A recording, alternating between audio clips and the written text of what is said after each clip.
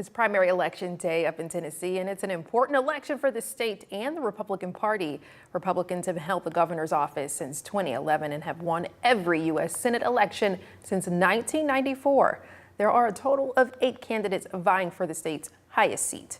5 Democratic candidates, Carnita Atwater, Tim Sear, Adam Ditchkurtz, Kevin Lee McCants, and the Democratic nominee with more than 70% of the vote, Jerri Green, and 3 Republican candidates, Senator Marsha Blackburn, Congressman John Rose, and Monty Fritz.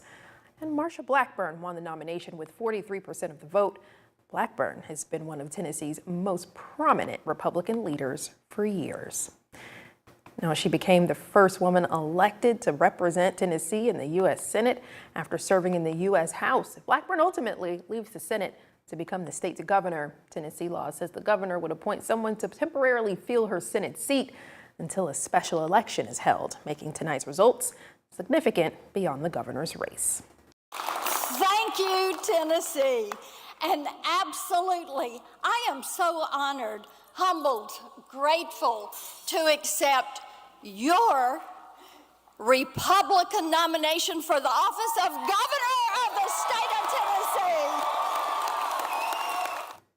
Much like here in Alabama, Tennessee was faced with a major redistricting shakeup that could change the political landscape of the state.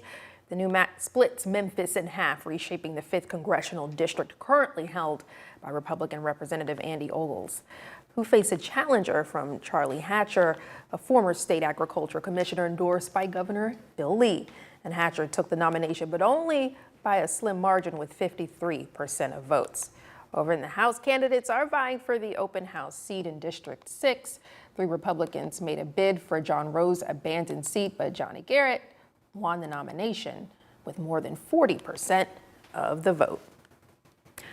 On the local level, several offices are open in Lincoln County, including races for sheriff, county mayor, and several school board seats. The results are in, and incumbent Toll Malone is the new sheriff of Lincoln County with more than 70% of votes, and Walt Patrick won the race for the next mayor of Lincoln County.